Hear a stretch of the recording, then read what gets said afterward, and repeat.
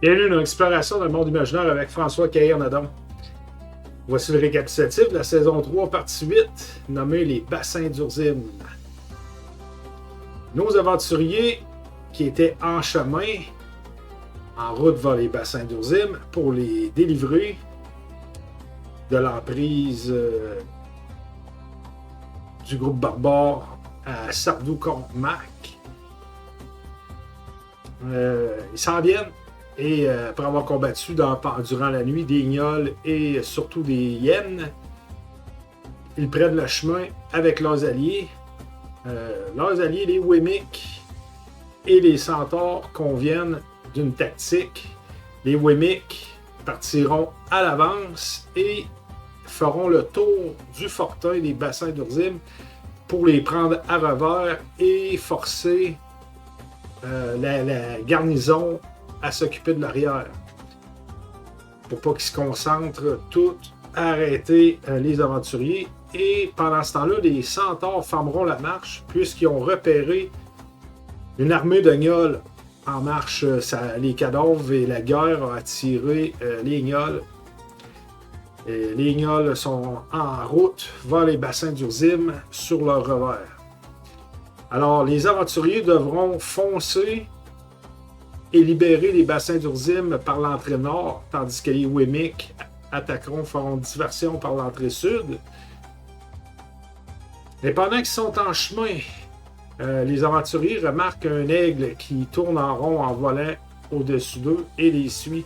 Ils n'en font pas de cas, ils n'essaient pas de le tuer. Ce qu'ils ne savent pas, c'est que cet aigle-là, il est dressé pour repérer les ennemis. Et quand il repère une menace, il tourne en rond pour que le culte des Frères de la Nuit puisse avoir conscience qu'il y a une présence et une menace en route vers leur poste.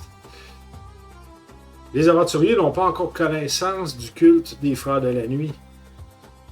Alors ils attaquent et pour la première fois, ils affrontent un prêtre et qui a le temps de faire de la magie.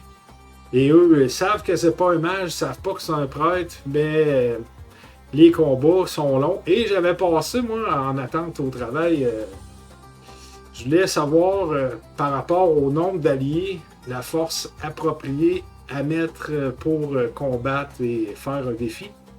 Alors, avec toutes sortes de calculs et l'intelligence artificielle, ça m'a dit j'avais besoin d'au moins une centaine de gnolls. Fait que c'est ça a déterminé un petit peu le nombre d'ennemis. Et j'avais prévu en 10 rondes. Il faut que ça se fasse en 10 rondes.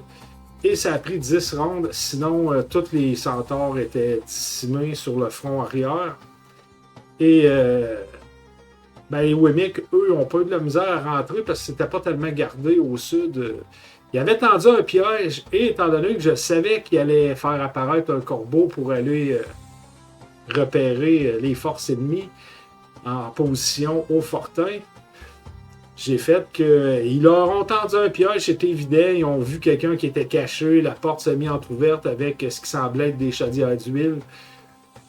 Donc, ils savaient qu'ils allaient tomber dans un piège en rentrant par là. Donc, il y en a une partie du groupe qui est passée par à côté, par ailleurs. Ça a donné des moments cocasses. Beaucoup de critiques manquées, des 1 dans la partie, des fois des 20 tout de suite après, d'autres critiques. Fait que c'était une drôle de partie. Alors, ils ont appris un coup avoir vaincu l'ennemi que c'était les Frères de la Nuit qui étaient en charge, mais qui ont dit, nous, ils ont dit, qu'est-ce que vous faites? Ben, nous, c'est de défendre le fortin contre toute menace. Fait que là, sur le coup, ils disaient, on n'a jamais entendu parler de ça, les Frères de la Nuit. Là, ils se sont demandé si les Centaures et les Wemmick ne s'étaient pas servis d'eux pour attaquer des ennemis, mais qu'eux, ils n'avaient rien à voir là-dedans, puisqu'ils protégeaient des marchands. Donc, j'aime bien utiliser des fois l'ambiguïté entre le mal et le bien. C'était pas évident tant que ça que c'était un clan du mal. Fait que ça leur a permis de douter jusqu'à ce que le chef des Wemmick dise non, vous êtes sur nos terres, vous en avez pris possession, vous allez libérer les lieux. Puis... Fait qu'ils ont fait prisonnier les survivants Et la suite, bientôt.